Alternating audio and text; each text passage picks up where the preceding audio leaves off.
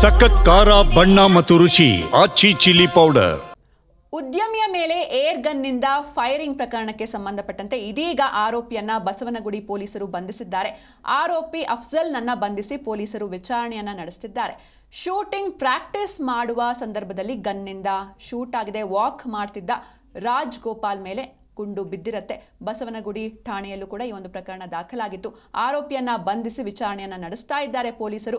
Shooting practice ಮಾಡುವ ಗನ್ನಿಂದ shoot ಮಾಡಿರ್ತಾನೆ ಅಫ್ಜಲ್.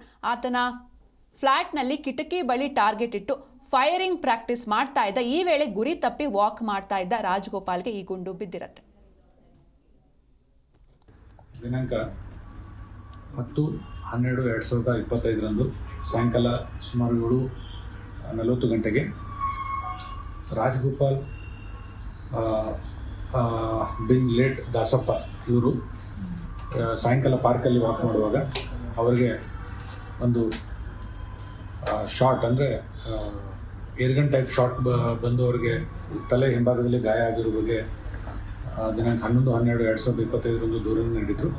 ಈ ದೂರನ್ನು ಅನ್ವಯಿಸಿ ನಾವು ತನಿಖೆಯನ್ನು ಕೈಗೊಂಡು ವಿವರವಾಗಿ ಪರಿಶೀಲನೆ ಮಾಡಲಾಗಿ ಮೊಹಮ್ಮದ್ ಅಫ್ಜಲ್ ಅನ್ನುವ ಒಬ್ಬ ಯುವಕ ಈತ ತನ್ನ ಮನೆಯಲ್ಲಿ ಈ ಸ್ಪೋರ್ಟ್ಸ್ ಗನ್ ಅಂದರೆ ಏರ್ ಗನ್ ಟೈಪ್ ಸ್ಪೋರ್ಟ್ಸ್ ಗನ್ಗಳನ್ನು ಉಪಯೋಗ